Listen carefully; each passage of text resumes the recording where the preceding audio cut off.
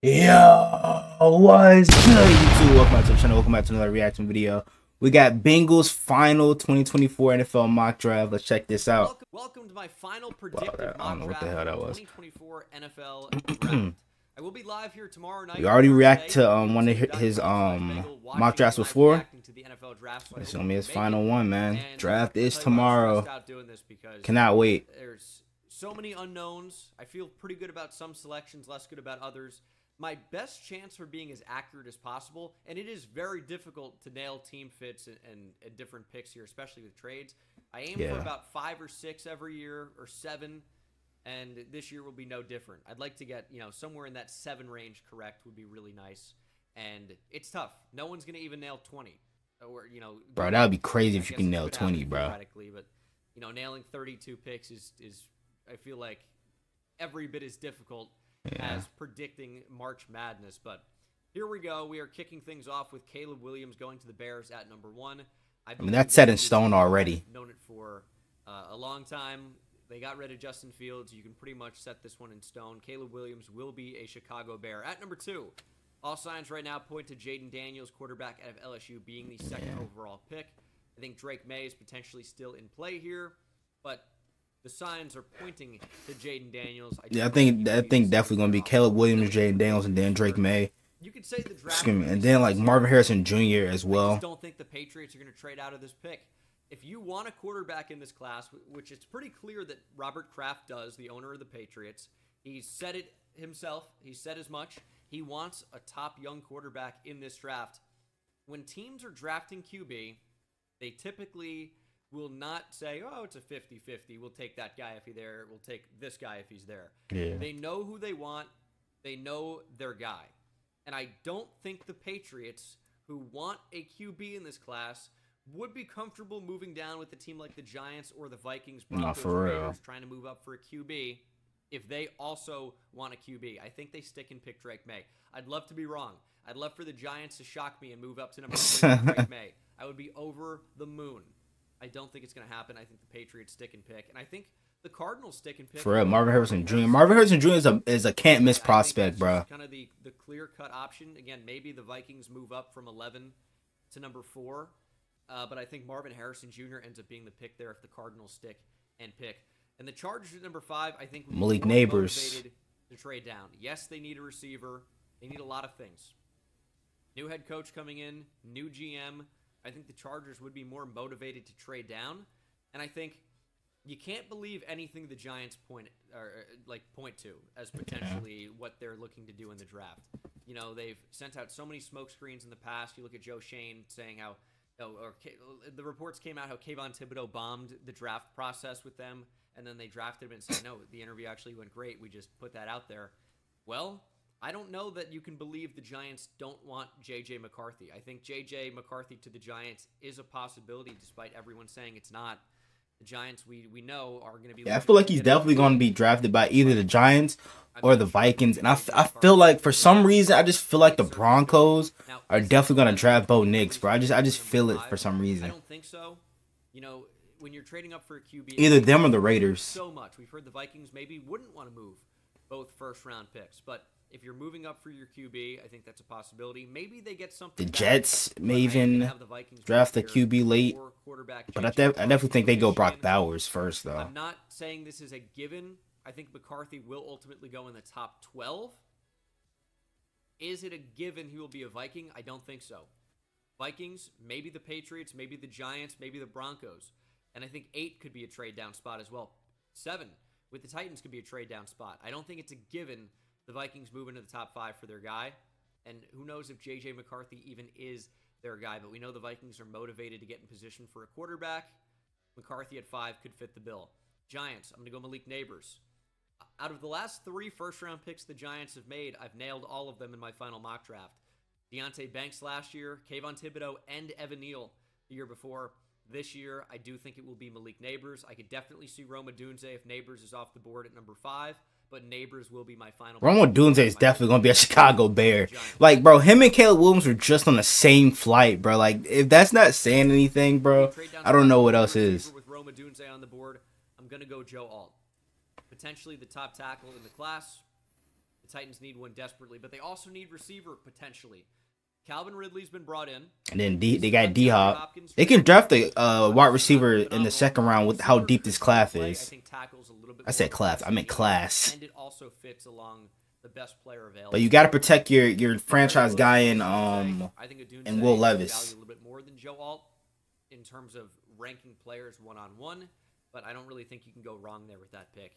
And then you get to the Falcons at 8, and this has been a really tough spot for me because I think it could be a trade down. But remember last year, and I'm not saying this is a one-to-one comparison, but remember last year when we thought the Falcons would trade down and get Bijan Robinson. Well, they didn't trade down. They just got him. Stayed where they were, and they took Bijan, and it paid off. The same could be true this year. We kind of expect the Falcons to be a team that would consider trading down. Maybe it's Rome Odunze here, but in the end, I'm going to go with the first defensive player off the board. I'm going to go Dallas Turner. Byron Murphy also could be in play, of course. Hookem, interior defensive lineman out of Texas. I'm going to go Dallas Turner today for the final mock draft. And then there's Rome Odunze. Rome Odunze to the Chicago Bears. It's just so crazy. And usually when it is, well, I think, bro, I think I'm gonna have like at least a lot of these right as well. I think the Jets go Brock Bowers right here. The top 10 for a non-QB. I know I definitely gonna have like the first 4 right, and then with Rome Odunze and then Brock Bowers, so that's 6 right there. Like trade down spots potentially. I mean, the Bears only have 4 picks this year's draft. I don't think they'd be able to move up. The Bears only have 4 picks, and 2 of them are in the first round. Jets at number 10. But I feel like they might be set though, because you know what I'm saying, they need the franchise guy. Then they get a young receiver in Rome Odunze to pair with 2 vets like Keenan Allen and DJ Moore. And I feel like their secondary is set as well with Jalen Johnson. They got Jaquan Brisker, Kyler Gordon. I feel like they could need another DB and probably another edge rusher as well to go along with Montez Sweat, but yeah. Or an offensive line. Never know, bro. I guess a trade down is in play as well. And they got DeAndre Swift as well at running back. And I ended up going with Brock Bowers. I think he's easily a top. They could go tackle. They could go tackle though. Take a tackle here, no question. But you bring in Tyron Smith, you bring in Morgan Moses.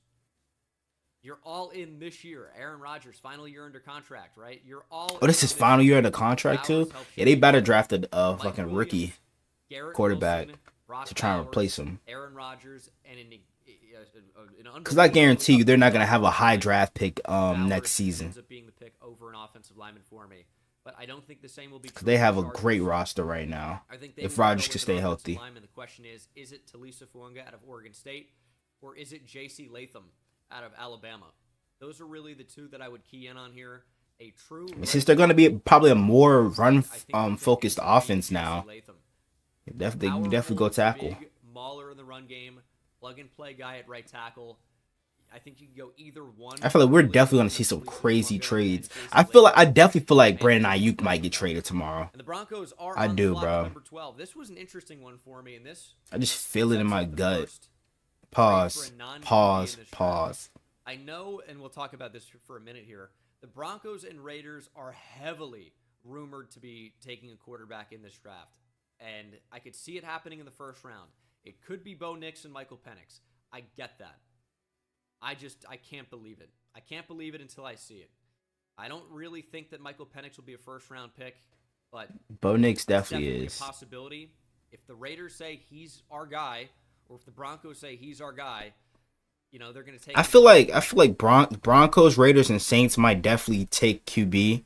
Well, it's definitely a need, but I feel like they definitely are going to take one. Bo Nix and Michael Penix for sure are like the only first-round QBs on the board left. Yeah, man. Because I know damn well they're not going to draft Spencer Rattler. Right? You know, guys can develop. Guys can get really good. Could be in play at the end of the first round as well.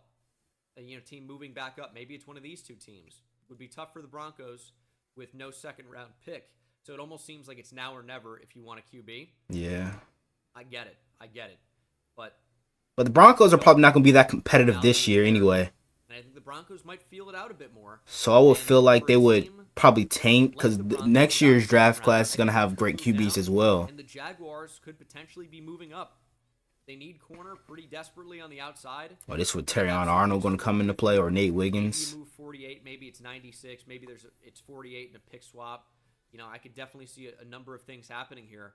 But Trent Baalke, I think, could definitely be in a position to move up. And I'll tell you what could be particularly interesting is the Jaguars moving their first-round pick for Brandon Ayuk.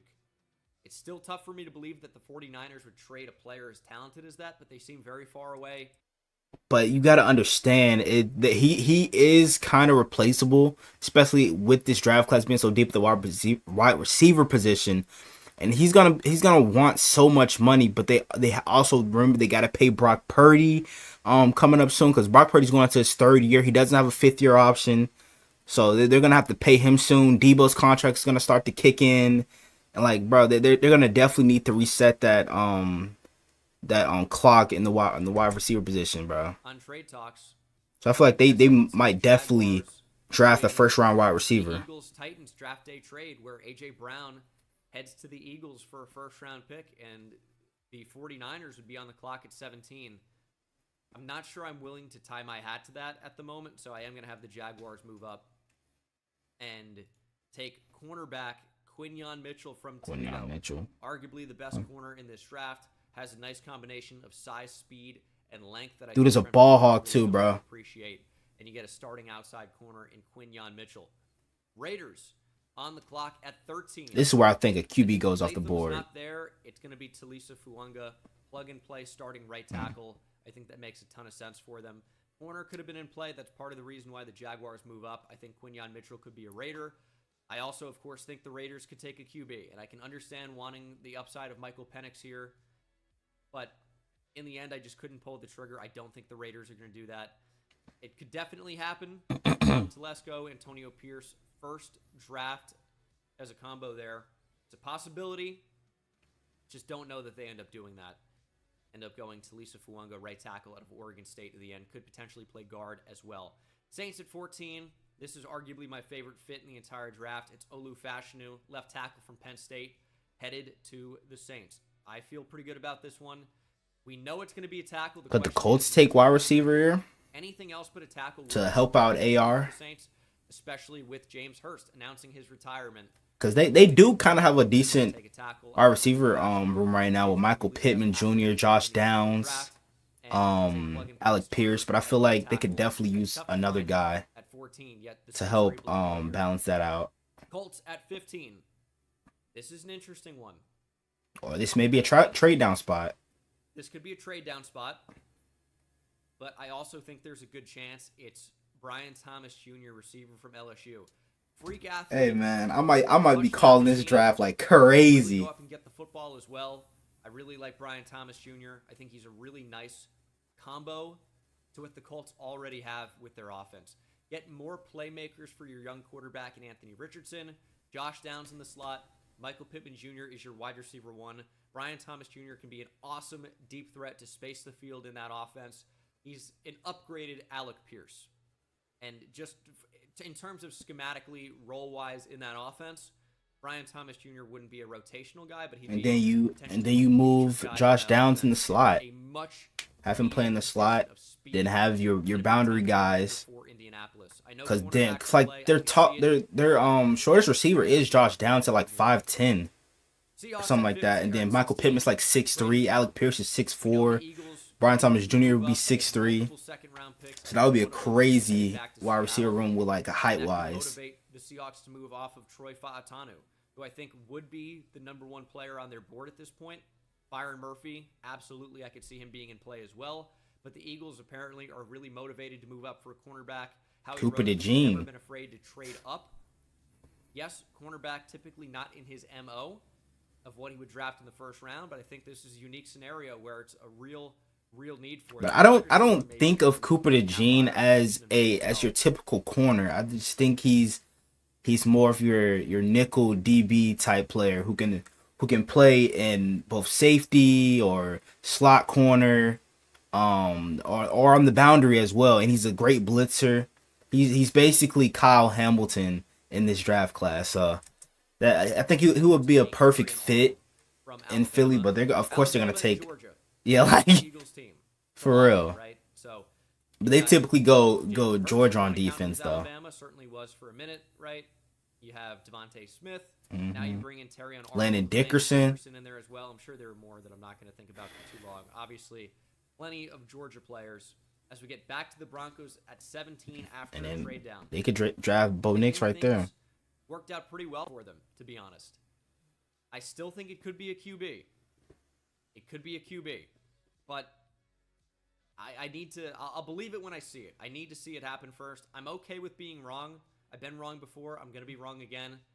I'm not going with a QB here. I'm going with Byron Murphy, the second interior defensive lineman out of Texas, Hook'em Horns. Of course, Murphy to me fits in with really 3 or 4 teams in this draft. I think the Falcons make a ton of sense. I think the Bears make a ton of sense. I think the Broncos, and I think the Seahawks. Those are the ones that stand out to me as Byron Murphy fits. The Bengals, of course, as well. But the Broncos ended up taking him at 17 and opt to maybe consider quarterback at a later date. I know that seems crazy. Trading for Zach Wilson doesn't stop them from taking a QB. I need to see it to believe it with Michael Penix Jr. and Bo Nix in the first round. Could absolutely happen. Everyone's saying it's going to happen. We'll see. Will Levis was potentially going to be a top 5 pick last year. You know, he slid to the second round. Last year. The first pick of the second round, was he? Or no, he was the second pick, right? Because I know JPJ was the first pick of the second round, went to the Steelers. Then I think Will Levis was next after that. Maybe the Broncos could be somebody that move up again. They're at 48. That's potentially in range for a QB. We'll have to see what happens, but that's what I have happening. Bengals at 18. I'm going Amarius Mims, tackle from Georgia. He's a freak athlete, incredible size, and is now going into a position where he's not forced to start as a rookie. He's inexperienced. This allows him to get coached up, and I think he's not super raw as a player, just inexperienced. And I think with his combination of physical tools, the skills are just going to be something that come along as well. Like, he's got quick feet, but the footwork's not incredible because he hasn't, had a lot of playing experience. But in terms of upside in this draft, it doesn't really get a lot higher than Amarius Mims from Georgia. Yes, I know they went out, got Trent Brown. They have an affinity for large offensive tackles. Amarius Mims is certainly playing into that. If J.C. Latham is not a Bengal, I think Amarius Mims will be. Rams at 19. I continue to think that Latu, staying in L.A. For the Rams. They desperately need help off the edge. Latu's been medically cleared. You get to keep him in Los Angeles. I think it's a great fit there for the Rams that need help off the edge. Latu is one of my favorite players in the entire class. Steelers at 20. I mean, his story is just it's crazy. He was forced to medically retire when he was at Washington, and then just played out of his mind at UCLA. That's a very interesting fit. But I also think this could be a potential trade down. I'm not sure that the Steelers would be locked into picking at this spot. Could potentially use a corner as well, even after trading for Dante Jackson. He's had a really tough time figuring out exactly what the Steelers might do. Fatanu would have to move over to right tackle. Jackson Powers Johnson could start at center. That's a possibility. But so could Zach Frazier, down the board a little bit. I think the Steelers, they make sense as a trade down spot, but I'll tell you what, so do the Dolphins. When you look at the Dolphins picks in this draft. Oh, shit. Is he going to have them trade up for Xavier Worthy? The next one. Miami's got 21 and 55. They don't pick again until 158. It's not really a lot of value there with your picks. Only 2 in the top 150. Damn. That's not ideal. So the Dolphins also could be a clear and obvious trade down team if a team wanted to move up for a receiver. If the Steelers were to stick and pick, Fatanu makes sense. Graham Barton, I think, makes sense. I think the Steelers could have their pick of the litter if they were to go with an interior offensive lineman at this spot, of course, or they could wait. I think you'd be happy with either Graham Barton, maybe even Fatanu, but he's not really going to play center for you. Jackson Powers Johnson, Zach Frazier. I'm not sure you need to stick and pick and take an offensive lineman here. It's a possibility. I had a tough time figuring out what exactly the Steelers might do with this pick. In the end, I had a team that I thought would be really motivated to move up, and that's going to be the Buffalo Bills at pick 28. And then they're going to take Adonai Mitchell. For his guy, Brandon Beane, GM of the Buffalo Bills, I think could certainly be motivated here to move up in the draft. They have 2 second-round picks in 2025, and maybe one of those would be headed to the Steelers here as the Bills move up to the number 20 overall spot, and they choose Adonai Mitchell, receiver out of Texas. He's got a lot of upside, good size, certainly very good speed, good route running ability, good hands. It's just, he dogs it at times, right? The effort's not all the way there. He doesn't really offer a ton after the catch, but the upside as a receiver one is there with Adonai Mitchell as an X receiver in an offense, and it's something that the Bills are desperately missing after trading away Stephon Diggs. After losing Gabe Davis, too. The pick there with the trade up. Dolphins on the clock at number 21. Well, Jerzon Newton's right there. Troy Fautanu is there. In the end, you lose Christian Wilkins. I think you can address offensive line later. Johnny Newton is a big-time pass-rushing 3-tech that is an awesome Christian Wilkins replacement. He lives in the backfield. I've said it the entire draft process. No one has gotten into the backfield more quickly or ferociously than Johnny Newton. Incredible speed, big pass rush upside. You look at where Kalijah Cansey went last year. I think Newton's in that same range. I think at 21, he makes sense there for Miami as the Seahawks are jumping up for joy because Troy Fautanu has remained on the board to be a plug-and-play replacement for Damian Lewis at left guard or stays in Seattle. Could potentially even play tackle with an injury to Abe Lucas. Seattle, Washington. He stays in Washington. You look at the Seahawks coaching staff bringing in guys from Washington. Very tough to pass on him at 16, and maybe they don't. But you're able to get an extra second-round pick for the first draft for Mike McDonald here in Seattle. Of course, John Schneider is still there. But you get a big-time offensive lineman, a great one. He falls a little bit in the draft. You get an awesome player with positional flexibility. Chargers at 23. I know the Chargers need receiver. I know it. You took J.C. Latham after a trade down. You got multiple second-round or first-round picks here, and yet I'm still not going to go receiver. I look at receivers that are available. I'll tell you what, like Lad McConkey could be interesting in this range. Xavier Worthy could be interesting in this range. I'm going to go Jared Verse. I know it's not chalk, right? But hey, if they do that, they gotta trade like Joey Bosa or Khalil Mack, right? They gotta trade one of those guys if they're gonna do that in the first round. You look at the age and injury history of Khalil Mack and especially Joey Bosa.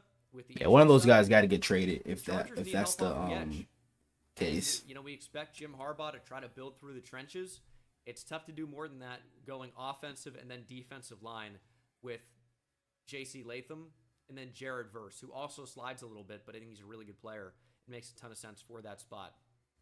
Cowboys at 24, I'm going Graham Barton from Duke. I think Tyler Guyton is absolutely in play at this spot. I think Jackson Powers Johnson's in play. Barton offers you a ton of positional flexibility. Probably not going to be an NFL tackle, but if you want him to play guard, you can potentially kick Tyler Smith back out to tackle, what he did at Tulsa, what you drafted him to be. He's a monster left guard, though, so you could also just stick Graham Barton at center, which he's also played at Duke and projects well to center in the NFL, and have a starting center to replace Tyler Biotish. I think the Cowboys are going to end up being in a really good position after this draft. We'll have to see. With 24, I think they're going to be in a good spot. At 25, I have the Green Bay Packers going with, you guessed it, Cooper DeJean. Back from Iowa. Can play safety, can play nickel corner, can potentially still play the boundary. You can move him all over. He doesn't miss tackles. He's instinctive. He's a playmaker, and he's athletic. He's a really good player. He teams up with Lucas Van Ness, reuniting from Iowa here with the Green Bay Packers. It's tough to find a spot for Cooper DeJean. He's a great player. He can do so many different things for you. He can return kicks as well. But I just don't know where to get him off the board. Is he the first safety off the board? Potentially. Potentially, if you want to call him a safety.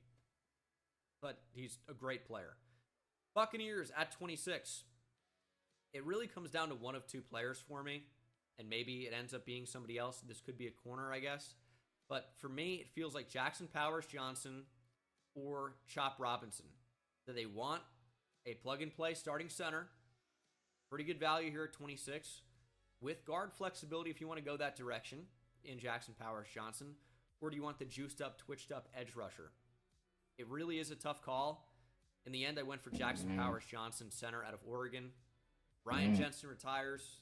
We don't want the offensive line to be a problem. Wait, he did? Bro, I don't even remember that. I really don't. At 27. I mean, with the injury history with him. And that is Chop Robinson, edge from Penn State.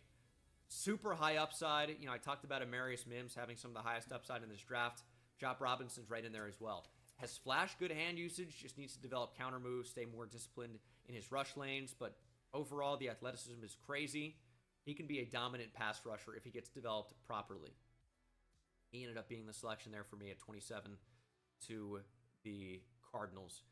At 28, Steelers on the clock after a trade down. A lot of the good offensive linemen are off the board at this point. And I'm not sure exactly what they would opt to do here. I settled on Tyler Guyton from Oklahoma. I think he's going to end up being a first-round pick. I think the athleticism also off the charts. I think he's got big-time upside and would compete to be your starting right tackle pretty soon. Of course, we think Broderick Jones is going to move back over to left tackle. Getting a guy in Tyler Guyton that can play right tackle could be a very good fit for the Steelers that need help on the offensive line. And center is just one of those things you do not have to draft in the first round. I know you need center. You can do it if the player is good enough. But Zach Frazier could fall to you in the second round. Hunter Norzad could be there. Tanner Bordellini is going to be somebody down the board that will be a starter. Like, you can have really, really high starting center upside without taking that guy in the first round. Cedric Van Pran could end up being a starter. I think you look at Matt Lee from Miami. I feel like Cedric Van Pran is very underrated, though. With these guys, but he could be a starting center in the NFL. And it's a good center class down the board. Really good athletes. High potential for success. But might be tougher to find an athletic freak right tackle. That's why Tyler Guyton ends up being the guy for me there at 28. Lions at 29. And the Lion, I've just heard today that, like, what Dan Campbell has said, that if the guy that they're if the guy that they're looking for is gone, like, off the board by the time that they pick, he said they're gonna trade out of the first round, bro. That shit is gonna be very interesting. With Marshawn Nealon from Western Michigan in my last mock, and I think that's a possibility. I think it's a fun one. But I think Darius Robinson go before him, though. Be in play. I know corner's a need. Nate Wiggins, Kool-Aid McKinstry are both here. And those could be, you know, really nice pickups for the Detroit Lions. Really, really could be. But I'm going to go with Darius Robinson. Offers you team up with Aiden Hutchinson. Pretty good pass rush duo right there. Defensive tackle. This is not a small guy. He is 6'5", 295 pounds.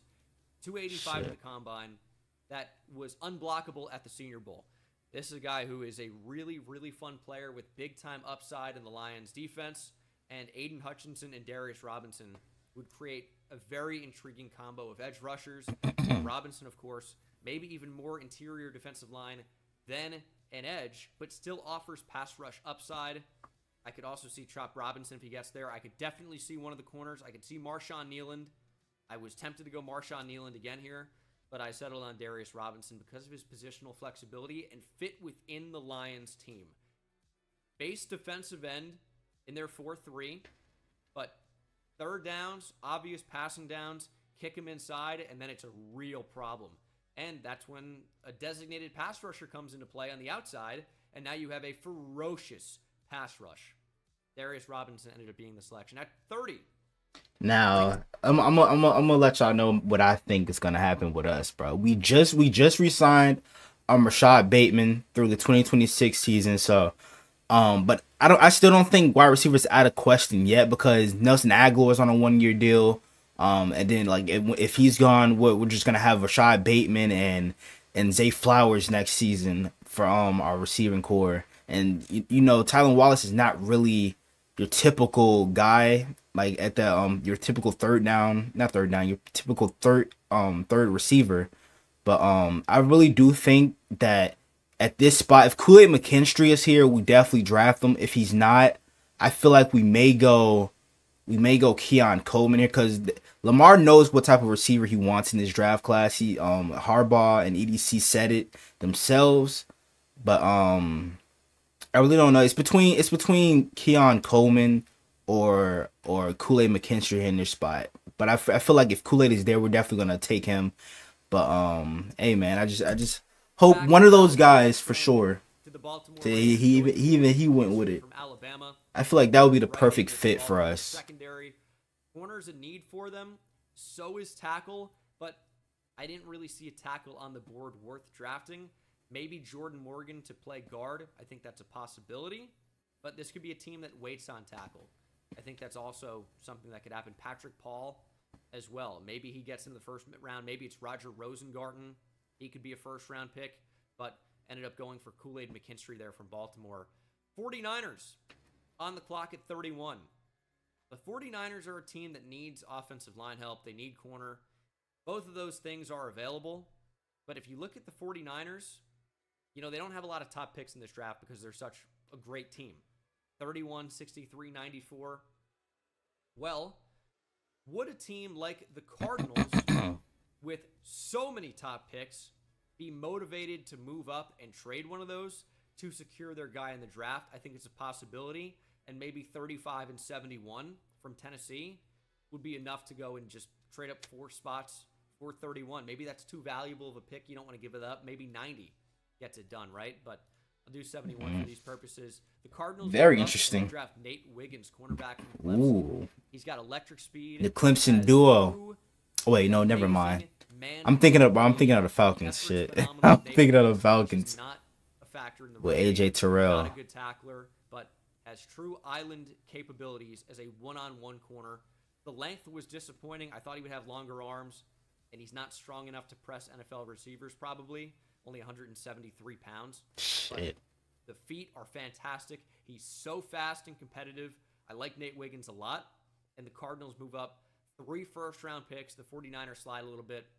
I don't feel like Brandon Ayuk's going to get traded. It's a possibility, but it's not something I feel confident in at this point. I do. Shit.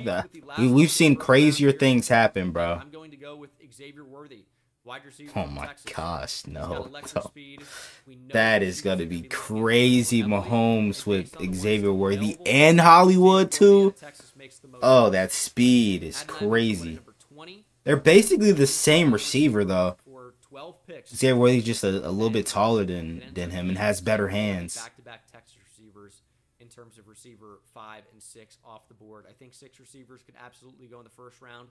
I think Ladd McConkey could be one of them. I think maybe Xavier Legette could be one of them. Maybe he's number 33 to the Panthers. If you want a Panthers mock there. Niggas are really sleeping on Keon Coleman, bro. I swear they are. They're going to regret that. Final mock draft.